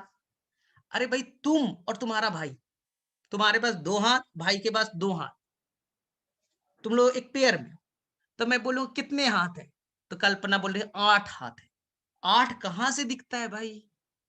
अरे भाई तुम्हारे पास 2 हाथ, भाई के पास 2 हाथ, तुम लोग दोनों को मिलाकर के कितने हाथ हो गए? तो बोल रही है 8 हाथ हो गए। 4, आंसर इज 4। अब देखो, तो एक पेयर के अंदर में 4 क्रोमैटिड्स है, तो कभी कभी एक वर्ड एनसीईआरटी में आएगा बेटा टेट्राड। तो टेट्राड यहां पर क्लियर कर लो। सर टेट्राड क्या होता है? मैं, मेरे पास 2 हाथ है, मेरा भाई उसके पास 2 हाथ है, हम लोग एक पेयर बन गए। तो इस पेयर के अंदर में कितने हाथ है? 2 मेरा सिस्टर क्रोमैटिड, 2 उसके सिस्टर क्रोमैटिड, टोटल कितने हाथ है? सर 4। तो नाम हम लोग आज से देंगे बेटा टेट्राड। क्या नाम देंगे? टेट्राड। सर तो सेल में कितना टेट्राड होगा? सिंपल है, सेल में जितने पेयर होंगे, सेल में बेटा जितने पेयर होंगे उतना टेट्राड होगा। इस सेल के अंदर 2 पेयर थे, तो आंसर बेटा टेट्राड का नंबर कितना होगा? टेट्राड का नंबर कितना हो गया? सर 2 हो गया। तो नंबर ऑफ टेट्राड कभी निकालना आ गया एग्जाम में, तो आप आंसर फार्मूला से निकाल लीजिएगा। Total chromosome by 2, total chromosome by 2। इस सेल में 4 क्रोमोसोम थे, 4 क्रोमोसोम थे, और क्रोमोसोम पेयर में होते हैं, तो पेयर में निकालना है तो कितना हो जाएगा? आपके घर में 8 लोग हैं, कितने पेयर हो गए? सर डिवाइड कर देंगे 2 से, यही तो मैं बोल रहा हूं, जितना पेयर उतना टेट्राड। तो ये कभी कंफ्यूज नहीं होइएगा। फिर से एक चीज बता रहा हूं, ये बताइए ध्यान से कि यहां पर इस पेयर के अंदर में ये बेटा एक क्रोमोसोम है येलो वाला, मम्मी वाला, और ये एक पापा वाला। एक पेयर में कितने क्रोमोसोम होते हैं? एक पेयर में बेटा कितने क्रोमोसोम है? एक मम्मी का है, एक पापा का है, 2 क्रोमोसोम होते हैं। तो यहां से एक वर्ड यूज करेंगे बेटा, इसी को कहते हैं बाईवैलेंट। इसी को एक वर्ड कहते हैं बेटा बाईवैलेंट। तो बाईवैलेंट, टेट्राड, सब बच्चा एक ही चीज है। मैं और मेरा भाई, कितने लोग हैं? कोई पूछा कितने लोग हैं बॉय, तो बोले 2 लोग हैं, तो बाईवैलेंट बोल दिया। कोई पूछा ये तुम लोग दोनों मिला करके तुम्हारा तुम्हारे भाई का कितने हाथ हैं, तो बोले मैं और मेरा भाई पेयर में है, 2 मेरे पास 2 उसके पास, टेट्राड ना। तो सेल के अंदर में जितने पेयर हैं उतना ही बेटा टेट्राड बनेगा, उतना ही बच्चा बाईवैलेंट बनेगा। क्वेश्चन आ गया, अभी आप सॉल्व कीजिएगा कि आपके अंदर 46 क्रोमोसोम है, आपके अंदर बेटा 46 क्रोमोसोम है, तो नंबर ऑफ होमोलोगस पेयर बताइए, तो नंबर ऑफ होमोलोगस पेयर बताइए। तो आपको कुछ नहीं करना बेटा, टोटल क्रोमोसोम 46 है, उसको 2 से डिवाइड कीजिए, कितने पेयर हुए? सर 23 पेयर, 23 होमोलोगस पेयर हो गए। 1 homologous pair is equal to 1 bivalent. एक पेयर में 2 क्रोमोसोम होते हैं, तो 23 पेयर है, 23 बाईवैलेंट। एक पेयर में कितने क्रोमैटिड्स? सर 4। तो टोटल नंबर ऑफ टेट्राड कितना हो गया? सर 23 पेयर है, तो 23 टेट्राड भी हो गए। तो ये बेटा गांठ बांध लेना है, 3 वर्ड्स मैंने बताए। आपके एग्जाम पेपर में आएगा कि अगर सेल के अंदर 46 क्रोमोसोम है तो नंबर ऑफ होमोलोगस पेयर बताइए, तो टोटल क्रोमोसोम बाई 2 कर दीजिए, आंसर आ गया 23। नंबर ऑफ बाईवैलेंट बताइए, तो बोलिएगा बाईवैलेंट मतलब एक पेयर, तो 23 पेयर है, तो 23 बाईवैलेंट। एक पेयर में 4 क्रोमैटिड्स है, यानी 23 टेट्राड होगी। तो ये चीज आपको अच्छे से आना चाहिए। चलिए ठीक है, अब आगे बढ़ते हैं। चलो, इस सेल को बच्चा अब मियोसिस में जाना था, जीवन को क्रॉस किया, इसको क्रॉस किया, G2 बेकार है, G2 अभी काम का नहीं है हमारा, G2 हमारे कोई काम का नहीं। जीवन हो गया, एस हो गए, G2 हो गया। अब आएगा बेटा प्रोफेज। तो प्रोफेज में बहुत ज्यादा कॉम्प्लेक्सिटी नहीं है अभी फिलहाल के लिए, क्योंकि हम तो इंट्रो पार्ट कर रहे हैं। हम डायरेक्टली बेटा मेन पार्ट को पढ़ने वाले हैं, जिसका नाम है बच्चा, ध्यान से सुनिएगा, मेटाफेज। हमें जो इंपॉर्टेंट पॉइंट है उस पे ज्यादा फोकस करना है ना। पहले इंट्रो को अच्छे से करें। तो मैंने बोला पहले जीवन में गया, फिर एस में गया, फिर G2 में गया, फिर उसके बाद में आ जाएगा बच्चा लोग मियोसिस 1। तो मियोसिस 1, प्रोफेज 1, मेटाफेज 1। तो मेटाफेज 1 पे थोड़ा फोकस कीजिए, बड़ा इंपॉर्टेंट है। मेटाफेज 1 में क्या होता है, तो ध्यान से सुनिएगा। मेटाफेज 1 में आपके जो मम्मी से क्रोमोसोम आया और पापा का क्रोमोसोम, पापा का बच्चा किससे था? हरे रंग से।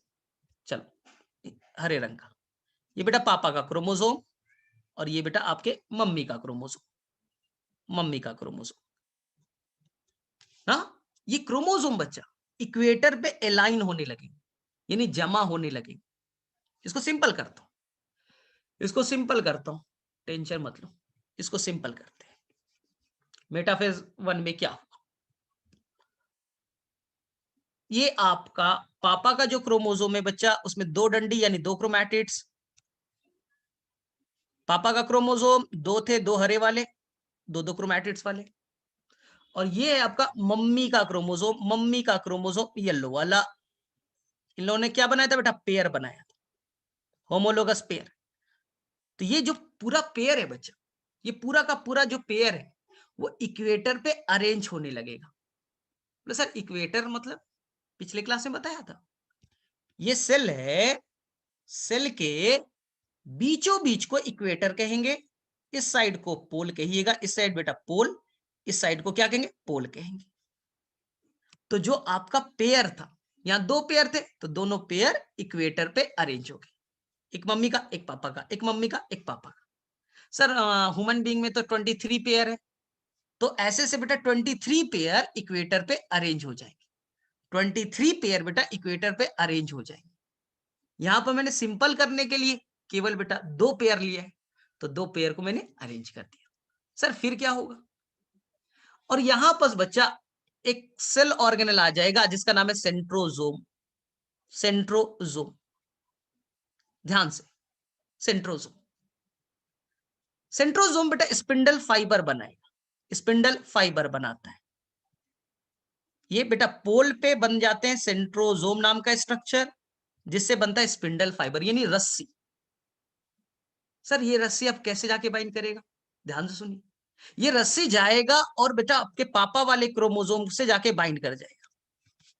ये रस्सी जाएगा आपके पापा के क्रोमोसोम से जाके बाइंड कर जाएगा। और इस पोल से जो बेटा स्पिंडल फाइबर जाएगा वो मम्मी वाले क्रोमोसोम से जाके बाइंड कर गया, मम्मी वाले से जाके बाइंड कर गया। ध्यान से बच्चा, ध्यान से, यानी कि आपके पापा का जो क्रोमोसोम है वो क्या एक पोल से ज्वाइन कर रहा है या दोनों पोल से ज्वाइन कर रहा है?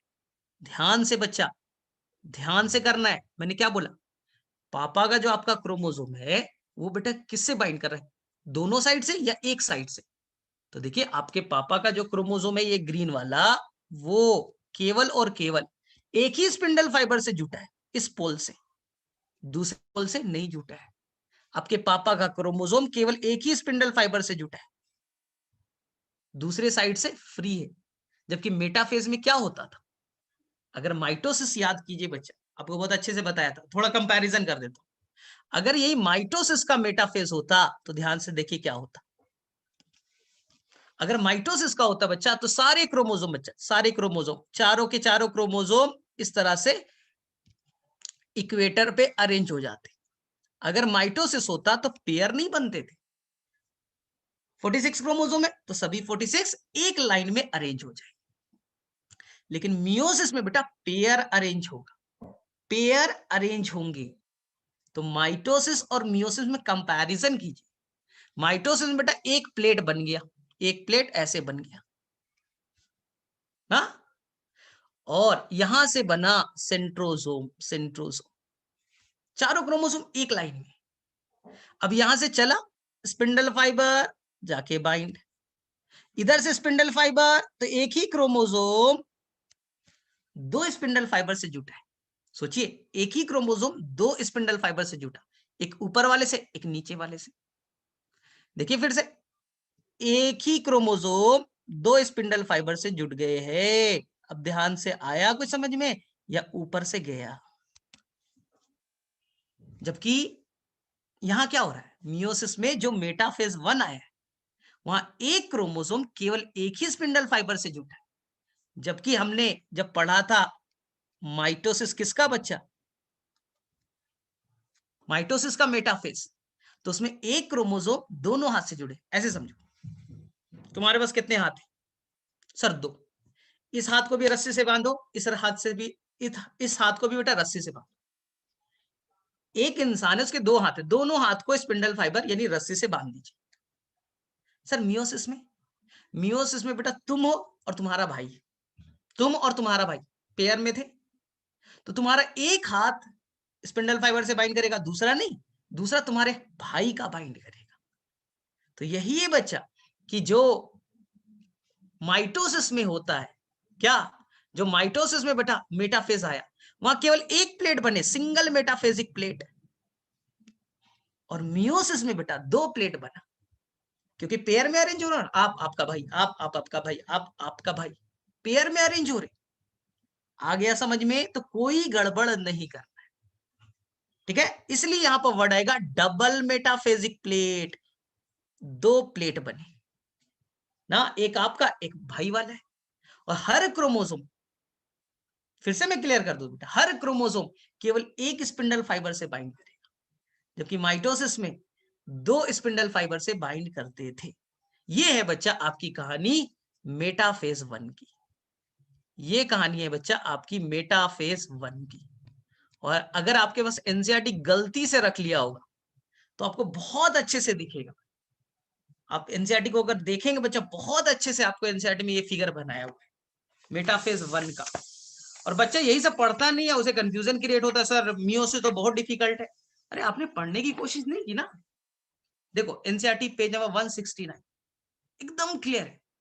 अपने बारे में सोचो, तुम और तुम्हारा भाई, तुम तुम्हारा भाई ना, 2 पेयर थे ना, तो अरेंज हो गए इक्वेटर पे। मेटाफेज में क्या होता है? इक्वेटर पे अरेंजमेंट।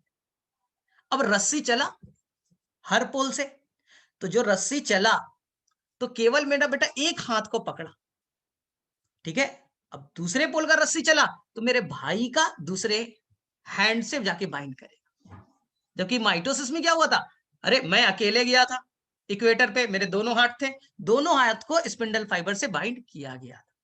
तो किसी बच्चे के पास है पेज नंबर 169, किसी के पास है, एनसीईआरटी तुम लोग रखते नहीं हो, यही तो दिक्कत है। पेज नंबर 169 पे बेटा बहुत क्लियर स्ट्रक्चर दिया है, बहुत अच्छे से एनसीईआरटी ने फिगर बनाया 169 पे। ये बेटा मियोसिस का मेटाफेज है। जबकि अगर मैं 165 को देखूं, अगर मैं 165 को देखूं तो वहां माइटोसिस का बेटा मेटाफेज बना हुआ है। आप देख सकते हो बेटा, यही कंपैरिजन है। वहां 4 क्रोमोसोम एक लाइन में अरेंज है, माइटोसिस में चारों क्रोमोसोम बेटा एक लाइन में अरेंज हो गए, पैटर्नल क्या मैटरनल क्या सब एक लाइन में अरेंज हो गए। जबकि मियोसिस में बेटा पेयर में अरेंजमेंट होता है। चलो बताओ किसे किसे ये समझ में आया? फटाफट हैंड टेस्ट करो भाई, अगर तुम्हारे पास एनसीईआरटी अवेलेबल है तो। एकदम देखो बहुत ध्यान से बेटा, रिसर्च करो, 165 को देखो और 169 को देखो।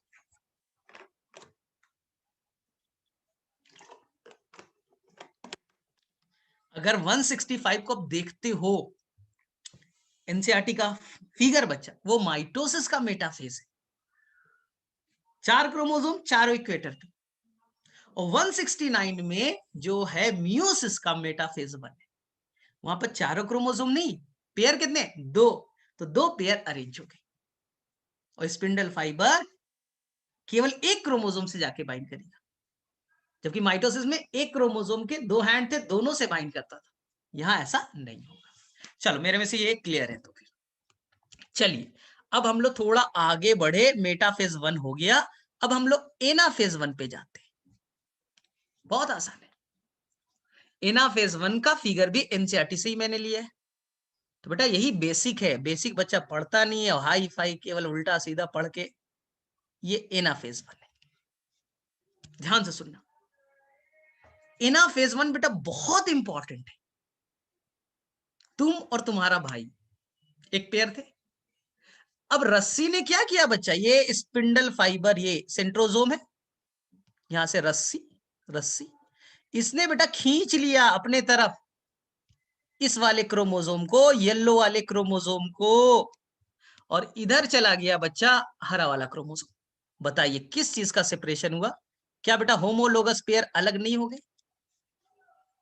सिंपल, आप और आपका भाई बीच में थे, रस्सी को खींचा गया, रस्सी जब खींचा गया तो आपका भाई एक पोल पे, आप अलग पोल पे, तो आप बेटा जो पेयर थे, होमोलोगस पेयर थे, वो अलग हो गए, अलग हो गए। ध्यान से देखो, फिर से देखो, जो येलो वाला है इधर, ग्रीन वाला है इधर हो गया। किसका सेपरेशन हुआ? सर जो पेयर थे ना, जो होमोलोगस पेयर थे सर, वो अलग हो गए। वो अलग हो गए बच्चा।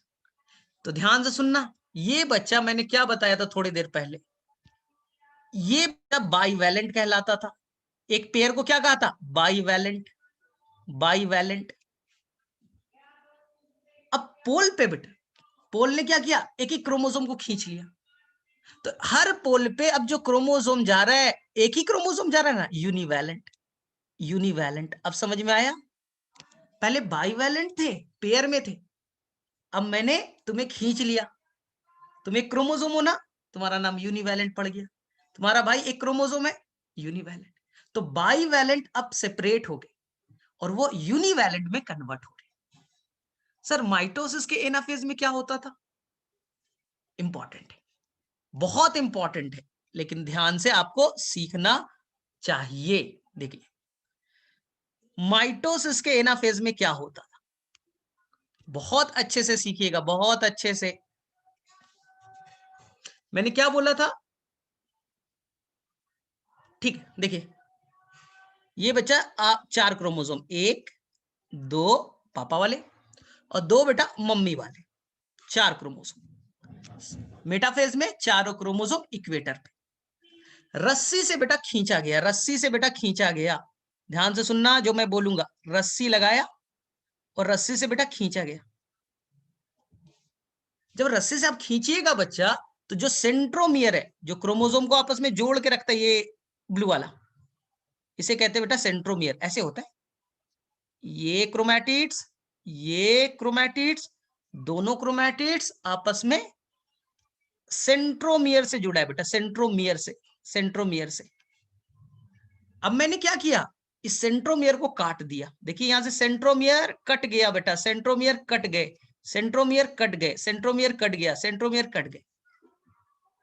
सेंट्रोमियर बेटा स्प्लिट हो गया, टूट गया, सेंट्रोमियर टूट गए। सिस्टर क्रोमैटिड एक दूसरे से अलग हो गए। देखिए ये सिस्टर क्रोमैटिड अलग, ये सिस्टर क्रोमैटिड अलग। तो एनसीईआरटी में पेज नंबर 169 बच्चा 166 166 पे आप देखिए एनाफेज को, माइटोसिस का बेटा एनाफेज को देखिए। तो आपको क्या फिगर में बना हुआ, ये बना हुआ नहीं है, ये बना हुआ नहीं है कि ये देखिए, ये आपका सेंट्रोजोम था, उसने क्या किया? सेंट्रोमियर बेटा टूट गए और सिस्टर क्रोमैटिड अलग हो गए। तो इस पोल पे ध्यान से देखिए, 1 2 3 4, 1 2 3 4। तो यहां पास बच्चा केवल आया एक क्रोमैटिड, सिस्टर क्रोमैटिड बेटा स्प्लिट हो गए, सिस्टर क्रोमैटिड अलग हो गए, सिस्टर क्रोमैटिड अलग हो गए। ध्यान से देखिए, सिस्टर क्रोमैटिड बेटा अलग हो गए। और बताइए मियोसिस में क्या हुआ? क्या मियोसिस में सिस्टर क्रोमैटिड अलग हुई? क्या मियोसिस में सिस्टर क्रोमैटिड अलग हुआ? नहीं, मियोसिस में आप और आपका भाई, आपका दो हाथ, भाई का हाथ, आपको आपके भाई से अलग किया गया। जो होमोलोगस क्रोमोसोम के पेयर थे वो अलग हुए, जबकि माइटोसिस में आपके दोनों हाथ को अलग किया गया। अब बीच में खड़े हो गए, दोनों तरफ से रस्सी से खींचा गया, तो आपका दोनों हाथ अलग हुआ माइटोसिस। सिस्टर क्रोमैटिड बेटा अलग हो गए, सेंट्रोमियर टूट गया। जबकि मियोसिस में ऐसा कुछ भी नहीं हुआ। मियोसिस में बेटा मैं था, मेरा भाई था, ये दोनों मेरे सिस्टर क्रोमैटिड थे, मेरा और मेरे भाई का सेपरेशन हुआ है, मेरे दोनों हाथ इंटैक्ट है, कोई क्रोमैटिड, सिस्टर क्रोमैटिड नहीं टूटा, कोई सेंट्रोमियर नहीं टूटे। तो ये बेटा बहुत दोनों में बड़ा डिफरेंस है, ये दोनों में बेटा बहुत बड़ा डिफरेंस है। तो चलो बताओ किसे किसे समझ में आया? एनाफेज 1, एनाफेज 1 किसे किसे समझ में आया, किसे किसे बाउंसर पड़ा भाई? एनाफेज 1 क्लियर है? एनाफेज 1 में आपको आपके भाई से सेपरेट किया गया, आप और आपका भाई पेयर थे, उनको अलग किया गया। और माइटोसिस में आपको ही बेटा तोड़ दिया गया था, सेंट्रोमियर तोड़ दिए गए थे। हाँ, तो एकदम ध्यान से देखिएगा, देख लीजिए यहां आप देख लीजिए, इनके इनके बेटा सेंट्रोमियर स्प्लिट नहीं हुआ है, सेंट्रोमियर बेटा स्प्लिट नहीं हुआ है, सेंट्रोमियर इंटैक्ट है, सेंट्रोमियर बेटा इंटैक्ट है। और एक क्रोमोसोम में दोनों सिस्टर क्रोमैटिड हैं, जबकि माइटोसिस में जो एनाफेज हुआ था, सिस्टर क्रोमैटिड अलग हो गए थे। यही बहुत बड़ा डिफरेंस है। और बच्चा बस कुछ भी पढ़ते जाता है, बोलता है कि मियोसिस तो समझ में नहीं आएगा भाई, बहुत टफ है। चलिए, एनाफेज 1 हो गया। एनाफेज के बाद क्या आएगा सर? टीलोफेज। टीलोफेज तो बेकार है। देखिए, टीलोफेज तो एकदम समझ में आ गया। देखिए, टीलोफेज 1 ध्यान से देखिए, टीलोफेज 1, टीलोफेज 1। अब समझ में आ रहा होगा चीजें। टीलोफेज में स्पिंडल फाइबर खत्म हो जाते, और ये आपके पापा वाला जो क्रोमोसोम था जिसमें 2 क्रोमैटिड थे, ये दोनों इस पोल पे पहुंच चुके। मम्मी वाला क्रोमोसोम जिसमें 2 सिस्टर क्रोमैटिड थे, ये इस पोल पे पहुंच गए। हाँ, हर पोल पे बच्चा एक एक पेयर क्रोमोसोम पहुंच गया। और यहां पास अब बन जाएंगे क्या? New nuclear membrane. याद करो, टीलोफेज में क्या होता है? न्यूक्लियर मेम्ब्रेन बन जाते थे, न्यूक्लियोलस बन जाता था, गोल्जी बॉडी आ जाते थे, इंडोप्लाज्मिक रेटिकुलम आ जाता था। तो ये देखिए, अब इस सेल के अंदर 2 न्यूक्लियस बन चुके हैं, 2 न्यूक्लियस बन चुके हैं, न्यूक्लियर मेम्ब्रेन आ गया, न्यूक्लियोलस आ गए, इंडोप्लाज्मिक रेटिकुलम आ गया। तो टीलोफेज में अब सेल के अंदर 2 न्यूक्लियस बन चुके हैं। 2 न्यूक्लियस बेटा बन गए। अब बताइए, इस सेल के अंदर कितना क्रोमोसोम है टोटल? बोले सर 2 इधर है, 2 इधर है। सर सेल के अंदर 4 क्रोमोसोम है। सेल के अंदर कितने क्रोमोसोम है? 4। करेक्ट। लेकिन ईच न्यूक्लियस बेटा, ईच न्यूक्लियस कितने? अगर क्वेश्चन पूछे बेटा ईच न्यूक्लियस कितने है, तो बोले सर एक न्यूक्लियस में तो 2 ही क्रोमोसोम दिख रहा है। बेटा सेल पूछा तो 4 क्रोमोसोम है। देखिए, 1 2 येलो वाला और 2 ग्रीन वाला, 4। और अगर न्यूक्लियस पूछा तो बोलिएगा सर न्यूक्लियस में तो 2 ही है। टीलोफेज बेटा हो गया, टीलोफेज हो गया। बोलेंगे सर अब क्या होगा? अब क्या होगा? अब कुछ नहीं। अब साइटोकाइनेसिस के नाम पे बेवकूफ बना देगा। साइटोप्लाज्म डिवाइड कर गया, ये सेल अलग हो गए और ये सेल अलग हो गए, खत्म। अब तुम्हारे 2 सेल बन गए, खत्म बच्चा। अब तुम्हारे 2 सेल बन गए। साइटोकाइनेसिस में क्या होता है? साइटोप्लाज्म का डिवीजन। तो ये आपका एक सेल बन गया और ये एक सेल आपके बन गए। हो गया बच्चा, मियोसिस 1 कंप्लीट। Meiosis 1 complete. अब थोड़ा कंपैरिजन कीजिए, आपने मियोसिस कहां से स्टार्ट किया था? वापस से बेटा थोड़ा सा सोचिए, दिमाग खोलिए अपना। सर हमने यहां से किया था, बोला था बेटा ये प्राइमरी स्पर्मेटोसाइट था, हमने यहां से कंपैरिजन किया था। सोचना, इसमें कितने क्रोमोसोम थे? याद करो, तुमने प्राइमरी स्पर्मेटोसाइट था, उसमें 4 क्रोमोसोम थे। अब देखो बच्चा, ये बन गया तुम्हारा सेकेंडरी स्पर्मेटोसाइट। एक सेल से 2 सेल बन गए ना, एक नीला वाला ये, एक नीला वाला ये, 2 सेल बन चुके हैं। तुम्हें क्लियर दिख रहा है? या मैं इसे और साफ कर दूं और क्लियर कर दूं? टीलोफेज हुआ, अब मैं बता रहा हूं रियल में 2 सेल बने कैसे। एक सेल यहां बना, कलर रखता हूं यही, ये सेल यहां बना, एक सेल यहां बने। अब तुम्हें लगे न्यूक्लियर मेम्ब्रेन बन गए। चलिए, इधर क्या आ गया? एक क्रोमोसोम, एक क्रोमोसोम। इधर क्या आ गया? एक क्रोमोसोम, एक क्रोमोसोम। यही तो है सेकेंडरी स्पर्मेटोसाइट। प्राइमरी डिवाइड करके सेकेंडरी स्पर्मेटोसाइट में कन्वर्ट हो गया। कंपैरिजन कीजिए, प्राइमरी स्पर्मेटोसाइट में 4 क्रोमोसोम थे, यहां बेटा कितने? 2 हैं। वहां 4 था, यहां 2 है। 4 क्रोमोसोम मतलब 2 सेट, तो यहाँ 2 क्रोमोसोम है, यानी बेटा 1 सेट है, हैप्लॉइड हो गया। n इज द 2, एक सेट है ना। 4 क्रोमोसोम मतलब 2 सेट, यहाँ 2 क्रोमोसोम है तो एक ही सेट हुआ ना। यहां भी देख लीजिए, यहां भी बेटा n इज द 2, तो 2 सेल बन चुके हैं और दोनों बेटा हैप्लॉइड है, दोनों हैप्लॉइड है, 2 क्रोमोसोम है। तो मेरे में से ये आपको क्लियर आना चाहिए। और मुझे बताइए, एक क्वेश्चन में पूछ रहा हूं, यहां जो क्रोमोसोम बने हैं बच्चा, ये कैसे हैं बताइएगा? हर क्रोमोसोम के हर क्रोमोसोम के बच्चा कितने क्रोमैटिड्स है? एक क्रोमैटिड्स है या दो क्रोमैटिड्स है? हर जो क्रोमोसोम है, दो सेल बने। Each chromosome has how many chromatid? तो हर क्रोमैटिड के हर क्रोमोसोम के दो दो क्रोमैटिड्स, दो क्रोमैटिड्स है। देख लीजिए ना, अगर आपके पास एनसीईआरटी है पेज नंबर 169, बेटा पेज नंबर 169 बहुत अच्छे से बच्चा दिया है। और एनसीईआरटी का फिगर में गलती भी है सर, क्या टीलोफेज में ही दो सेल बना दिया है? देख लो, एनसीईआरटी ने बेटा टीलोफेज में ही दो सेल बना दिया।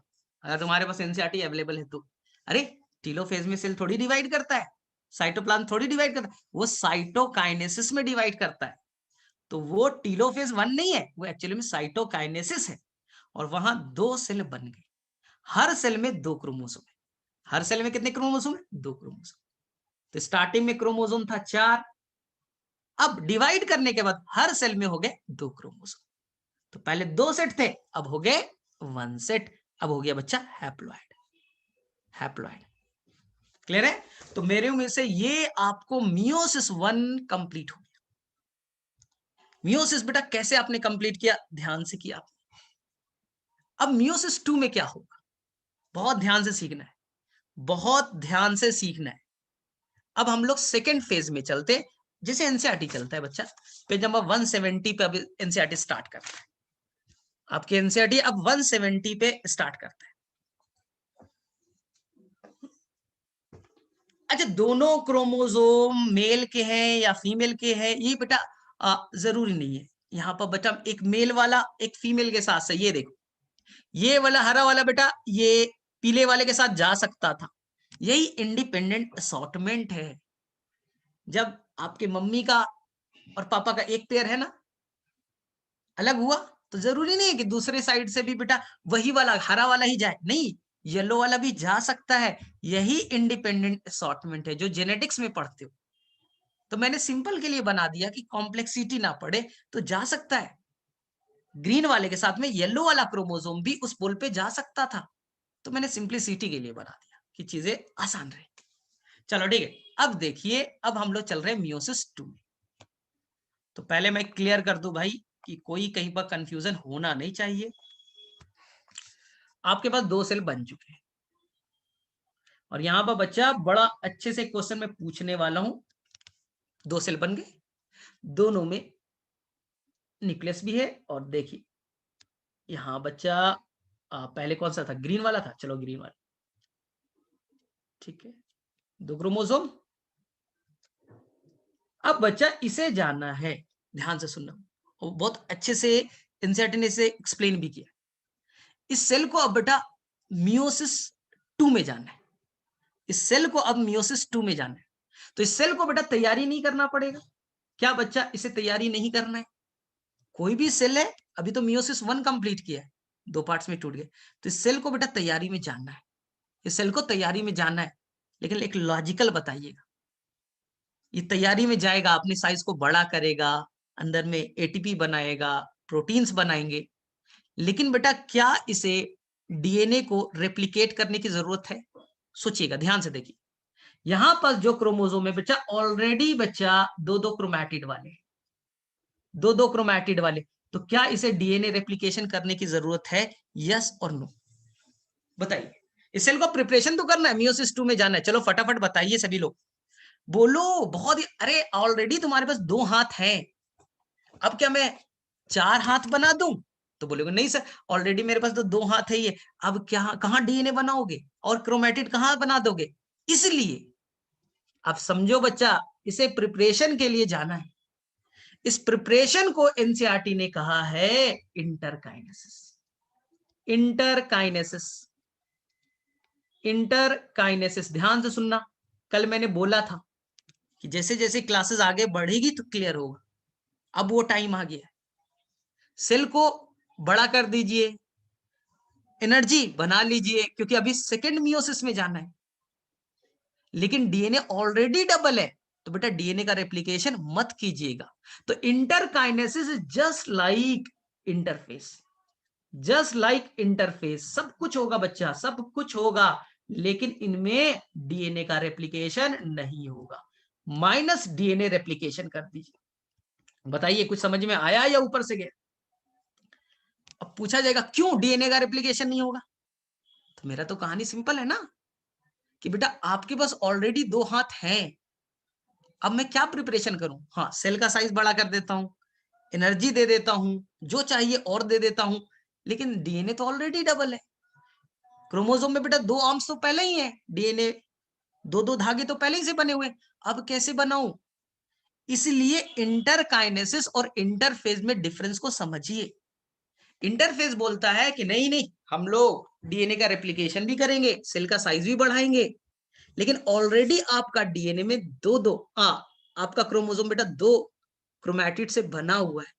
तो अब कहां बनाओगे? उस क्रोमोसोम में डीएनए के 2 धागे ऑलरेडी बने हुए हैं, एक धागा रहता तब तो बनाते ना, इसलिए डीएनए रेप्लिकेशन की जरूरत नहीं होगी। तो क्वेश्चन कभी आ गया,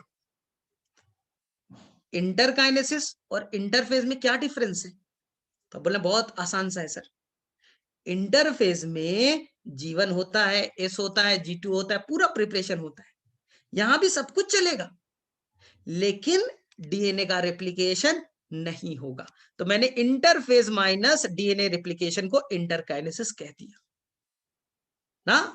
और इंटरकाइनेसिस कब हो रहा है? देखिए समझ लीजिए, पहले यहां बेटा सेल था, सेल डिवाइड किया 2 पार्ट्स में, हो गया मियोसिस 1, ये मियोसिस 1 है।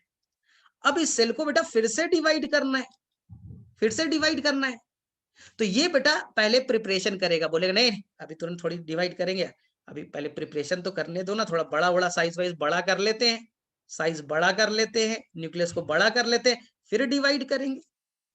तो बताइए ना, इंटरकाइनेसिस क्या है? ये बेटा मियोसिस 1 है और ये बेटा मियोसिस 2 है। तो ये जो तैयारी हुआ 2 मियोसिस के बीच में, जो तुमने तैयारी की बच्चा ना, इंट्रामियोटिक ना, 2 मियोसिस के बीच में जो गैप हुआ, 2 मियोसिस के बीच में जो बेटा गैप हुआ, इसी गैप का नाम, तैयारी का नाम इंटरकाइनेसिस है, इंटरकाइनेसिस है। तो थोड़ा सा फोकस कीजिए चीजों को, बाकी बहुत आसान है, बाकी चीजें बहुत आसान है, तैयारी वारी हो चुका है। अब देखिए आगे की कहानी क्या होगी। चलिए तैयारी वारी हो गया, अब हम लोग चलना है मियोसिस 2 में। मियोसिस 2 में ध्यान से फोकस लूज मत कीजिएगा। मियोसिस 2 में बेटा पहला आएगा प्रोफेज। चलिए प्रोफेज का फिगर बनाते हैं, प्रोफेज, फिर आएगा मेटाफेज, मेटाफेज, फिर आएगा एनाफेज। मियोसिस का है तो एनाफेज 2 नाम दे दीजिएगा। फिर आएगा टीलोफेज 2, टीलोफेज 2, फिर बेटा साइटोकाइनेस। यही होना है ना एनसीईआरटी में, इसलिए तो बहुत सारे फिगर बनाए, बस अच्छे से समझिए, कुछ नहीं। प्रोफेज 2 में क्या होगा? न्यूक्लियर मेम्ब्रेन खत्म हो जाएंगे, न्यूक्लियर मेम्ब्रेन खत्म हो जाएगा, न्यूक्लियोलस खत्म हो जाएंगे, क्रोमोसोम कंडेंस हो जाएगा। फिर से सुनिए, प्रोफेज में क्या होता है? सर ये जो रेड वाला है ना सर, न्यूक्लियर मेम्ब्रेन, ये टूटने लगता है, तोड़ दीजिए। सर अंदर में जो न्यूक्लियोलस होता है ना, वो खत्म हो जाता है, खत्म कर दीजिए।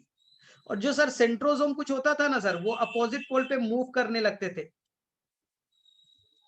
ना, तो क्या होगा? प्रोफेज, प्रोफेज में क्या होने लगता है? न्यूक्लियर मेम्ब्रेन टूटने लगेगा, न्यूक्लियोलस खत्म होने लगेंगे, सेल ऑर्गेनल डिसअपियर होने लगेगा, और ये बेटा जो सेंट्रोसोम है अपोजिट पोल पे पहुंच जाएगा।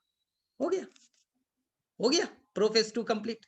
सेम यहां भी, सेंट्रोसोम अपोजिट पोल पे पहुंच गए, न्यूक्लियर मेम्ब्रेन टूट गया, न्यूक्लियोलस टूट गए, खत्म, endoplasmic reticulum, Golgi body disappear, और ये बेटा मस्त क्रोमोसोम आ गया।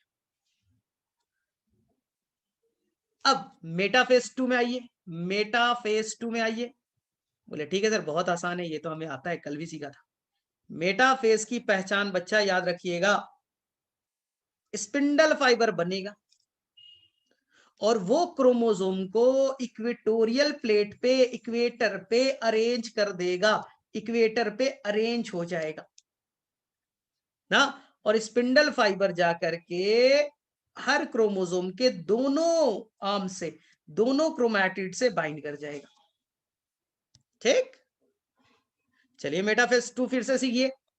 जो क्रोमोसोम है वो स्पिंडल फाइबर के हेल्प से इक्वेटर पे आ जाएगा। मेटाफेज की पहचान यही होती है, इक्वेटर पे अरेंज होना। स्पिंडल फाइबर उस क्रोमोसोम के दोनों साइड से जुट जाएंगे, अप साइड भी डाउन साइड भी, दोनों तरफ से जुट जाएगा। हो गया मेटाफेज 2 कंप्लीट ना। चलिए अब आ जाइए अब एनाफेज 2। अरे बोले सर बड़ा आसान है ये तो, हम लोग भी कर लेंगे। चलिए एनाफेज 2 में क्या होता है बताइए, याद करो। सर सेंट्रोमियर टूटता था, कल पढ़ा था ना। माइटोसिस में क्या होता था सर, सेंट्रोमियर टूट जाएगा सर। अरे भाई यहाँ सेंट्रोमियर है, देखो रेड वाला, ये बेटा सेंट्रोमियर है, सेंट्रोमियर है, सेंट्रोमियर है ना। और दोनों हरे वाले बच्चा, इसका नाम है सिस्टर क्रोमैटिड। ये दोनों एक दूसरे से अलग हो जाएंगे। ध्यान से देखो, बना रहा हूं, ध्यान से देखिए, लाइफ टाइम के लिए भूलिएगा मत, देखिए ध्यान से। ये बच्चा सिस्टर क्रोमैटिड टूट गए, ये बेटा इधर, ये बेटा इधर। सेंट्रोमियर, सेंट्रोमियर स्प्लिट हो गया, देखिए सेंट्रोमियर टूट करके उधर और उधर बीच से टूट गया। फिर से सीखिए, जो आपके क्रोमोसोम थे यानी आपके हाथ, और ये आपके हाथ के दो, आपके अंदर दो हाथ थे, इस दोनों हाथ को तोड़ा जा रहा है, सिस्टर क्रोमैटिड को तोड़ा जा रहा है, और स्पिंडल फाइबर अपने तरफ खींच लेगा, स्पिंडल फाइबर अपने तरफ खींच लेंगे। तो बताइए एनाफेज 2 में क्या हुआ सर, सेंट्रोमियर टूट गया और सिस्टर क्रोमैटिड एक दूसरे से अलग हो गए, सिस्टर क्रोमैटिड एक दूसरे से अलग हो गए। देखिए यहां फिर से देखिए, सिस्टर क्रोमैटिड एक दूसरे से अलग हो गए, सिस्टर क्रोमैटिड एक दूसरे से अलग हो गया। और क्या हुआ, स्पिंडल फाइबर उसे खींच लेगा अपने तरफ, अपोजिट पोल पे आना स्टार्ट हो गया। तो एनाफेज 2 और एनाफेज 1 में बहुत बड़ा मेजर डिफरेंस था। अभी ये समझता नहीं बच्चा, बस रट्टा मारेगा। एनाफेज 1 को मैं दिखा देता हूं वापस से, ये मेरे पास एनाफेज 1 है। देखिए एनाफेज 1 में आपके बच्चा होमोलोगस पेयर अलग हो रहे थे, आप और आपका भाई, उनका अलग होना, आप और आपका भाई उन दोनों का अलग होना, एनाफेज 1। एनाफेज 2 में क्या हुआ, आपके दोनों हाथ, आपके दोनों हैंड, उन दोनों हैंड का सेपरेशन हुआ है, उन दोनों हैंड का सेपरेशन हुआ है बेटा। बहुत बड़ा डिफरेंस है, बहुत बड़ा डिफरेंस है। सेंट्रोमियर वहां देखिए बच्चा, वापस से देखिए, सेंट्रोमियर वहां देखिए बच्चा इंटैक्ट था।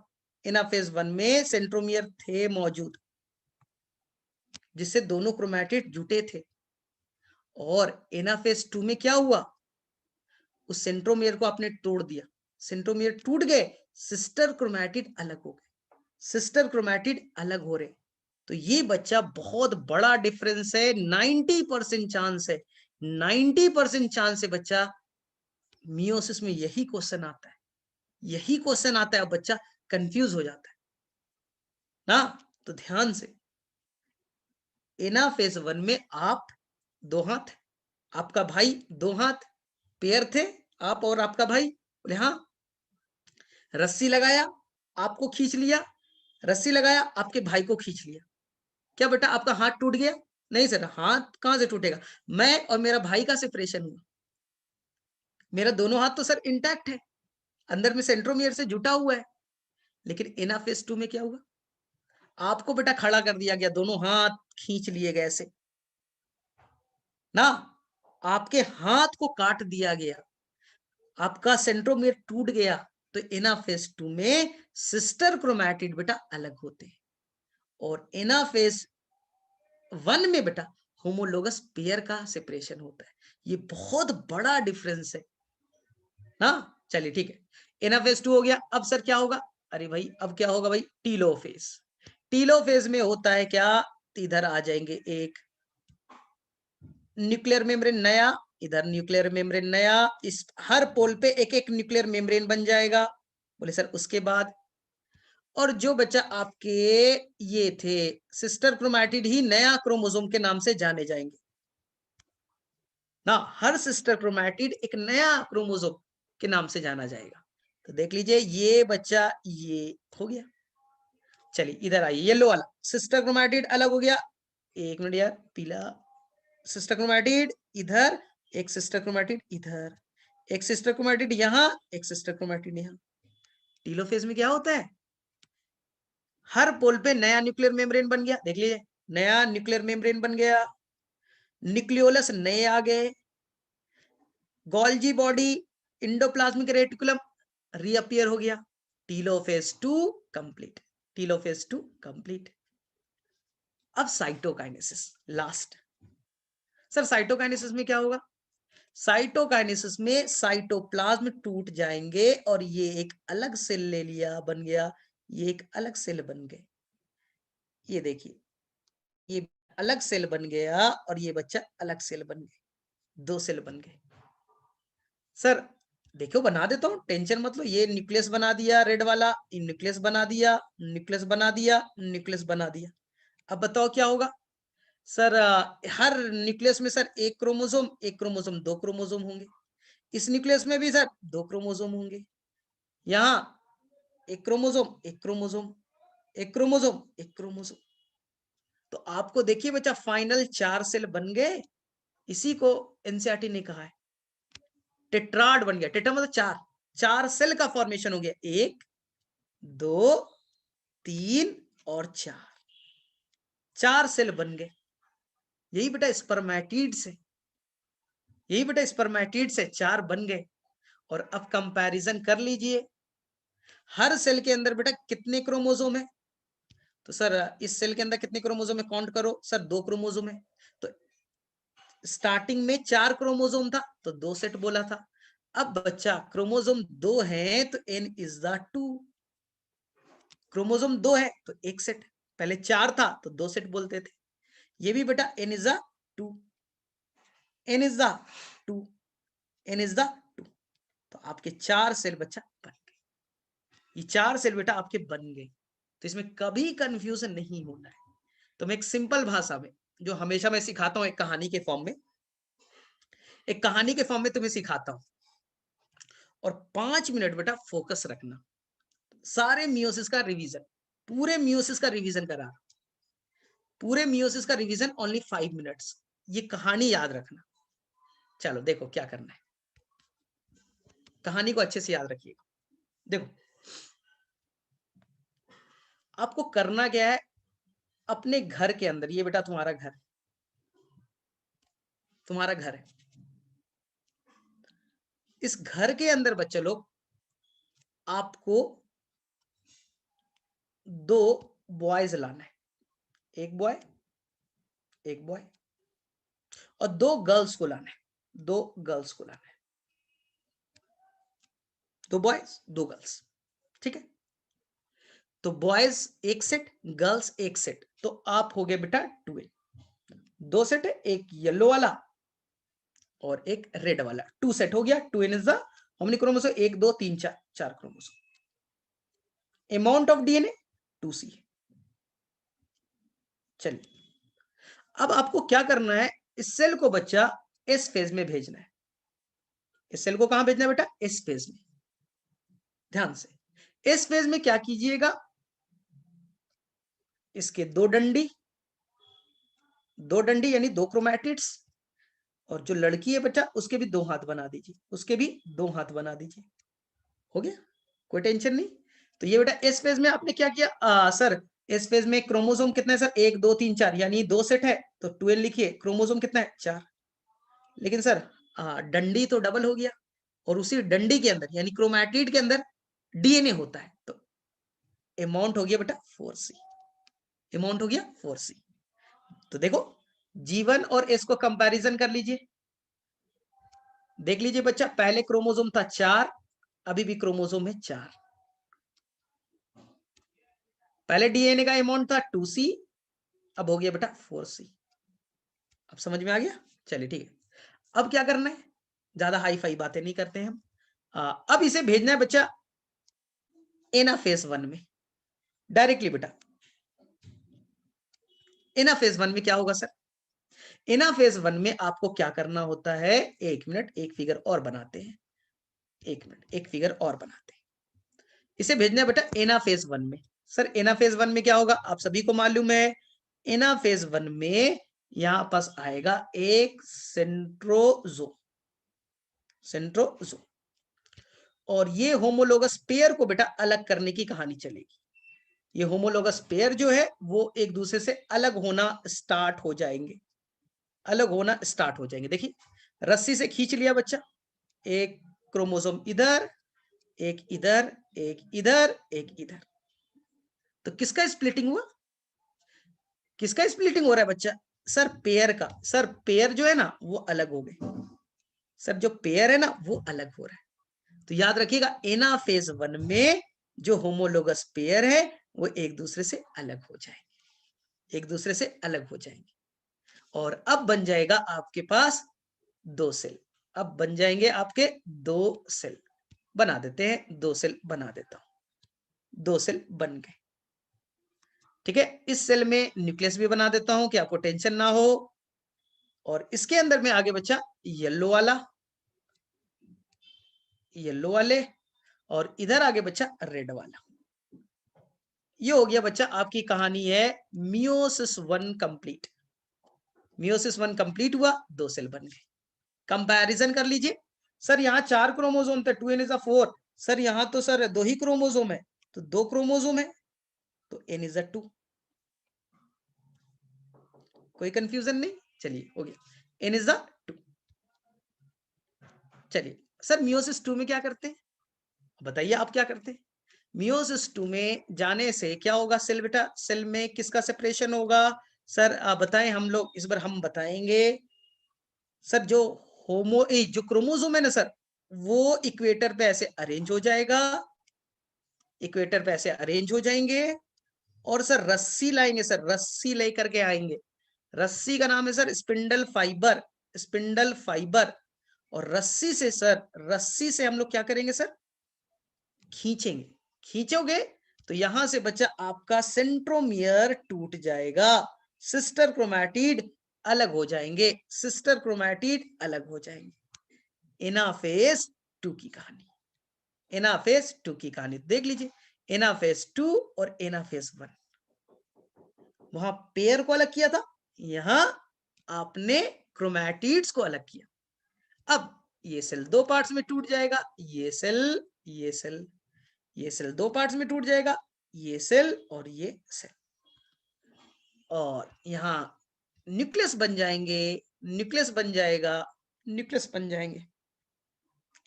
और देख लीजिए हर सेल में बेटा एक एक